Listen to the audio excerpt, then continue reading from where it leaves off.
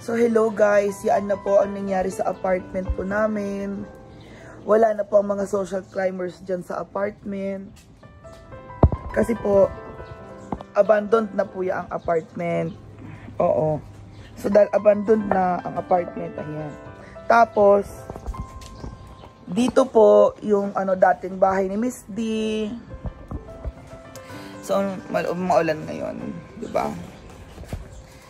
Welcome to our apartment. Diba? So, ngayon, so, ito, wala na po talagang tao dito. Yan po yung kay Miss D na unit. Wala nang nakatira dyan. Hindi nyo na, namimiss na ba yung mga apartment dito? Dito kami dati lagi. Dito kami natambay. Ayan po bahay namin. So, wala na. Wala na mga tao dito.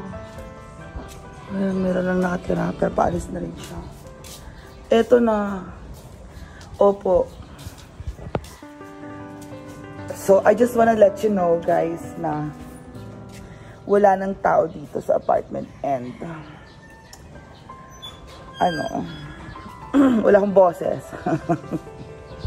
Wala pang bunga ng mangga. Pero dito po kami lahat dati. Ang mga social climbers. So, goodbye everyone. Goodbye. Oh. Tsaka parang ang feeling ko ang actually, plano din nila mama is papaupahan ulit yan. Pero i-renovate. Ngayon, nagpapagawa kami ng bagong Nagpapagawa kami ng underground parking. Opo. Charot. Papagawa ng bagong Puso Negro dyan para drainage ng mga apartments. Kasi kailangan po yun eh. So anyway, na-miss nyo na ba na dito dati ang mga social climbers? So, ayan lang. Bye guys. Thank you so much. Thank you everybody. Okay, bye. Bye guys. Thank you so much.